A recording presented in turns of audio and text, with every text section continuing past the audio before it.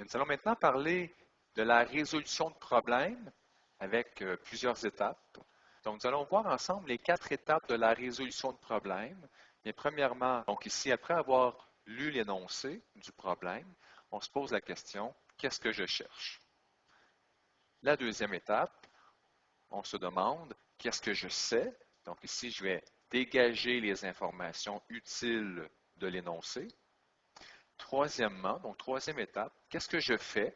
Mais c'est ici que je vais déterminer les étapes que j'ai besoin afin de trouver ma solution. Et étape 4, finalement, donc je vais indiquer qu'est-ce que je trouve. Donc, je vais indiquer ma réponse avec les unités de mesure, avec les informations dont j'ai besoin pour indiquer clairement ma réponse. Donc, nous allons faire ensemble un exemple avec les 4 étapes. Madame Rémillard dépense 17 $ par jour pour payer la garderie de son fils.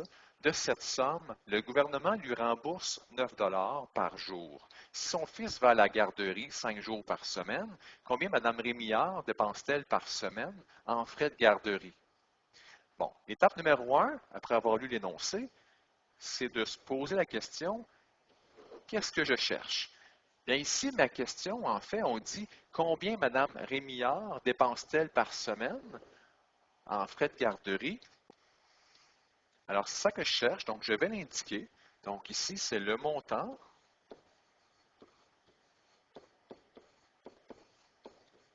dépensé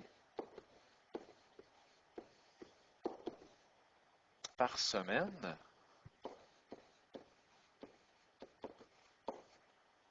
en frais de garderie.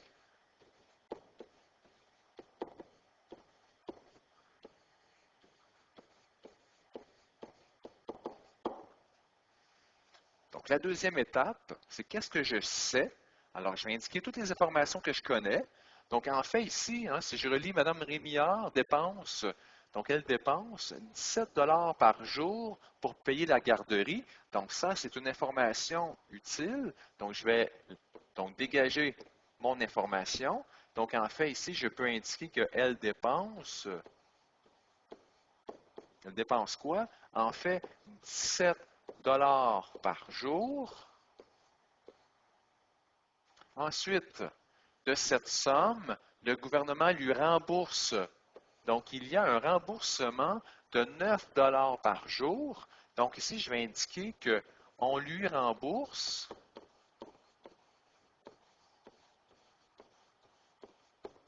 9 $ par jour.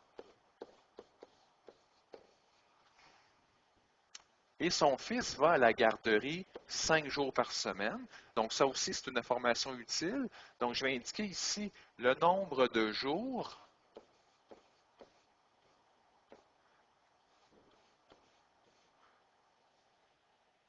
à la garderie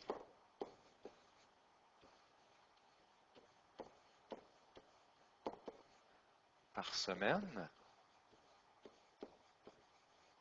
Mais en fait, c'est 5 jours par semaine.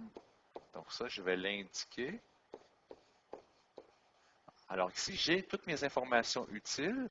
À l'étape numéro 3, c'est ici que je vais me faire un petit plan et que je vais commencer à calculer mes informations. Donc, qu'est-ce que je fais? Donc, premièrement, ce que je vais faire, je vais calculer ce que ça coûte par jour, parce qu'on sait qu'elle dépense 17 $ par jour, mais le gouvernement lui rembourse 9 $. Donc, en fait, ça ne coûte pas 17 $ parce que le gouvernement va lui rembourser 9 $. Donc, ici, je vais indiquer le coût par jour. Alors, je vais indiquer ici son 17 $ qu'elle doit débourser, mais comme le gouvernement lui rembourse 9, donc on va enlever 9. On comprend qu'ici, c'est une soustraction. Donc, ici, Mme Rémillard va en payer moins. Alors, c'est pour ça que j'enlève le 9 $. Donc, finalement, ça lui donne 8 $ par jour. Étape numéro 2.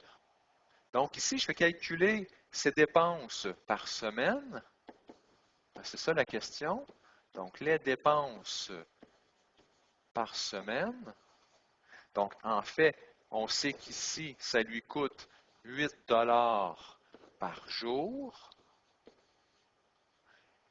comme c'est 5 jours par semaine, on sait qu'ici, le nombre de jours à la garderie, c'est 5 jours par semaine. Donc, 8 par jour qu'elle dépense pendant 5 jours,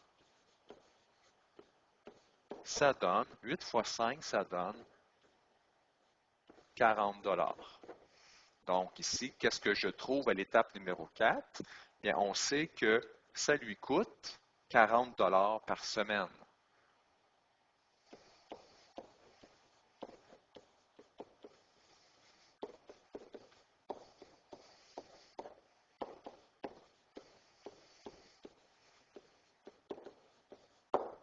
Et voilà. Donc ça ici, c'est la résolution de problèmes en 4 étapes. Donc c'est une stratégie très utile que vous devrez utiliser très régulièrement à chaque fois que vous allez faire de la résolution de problèmes.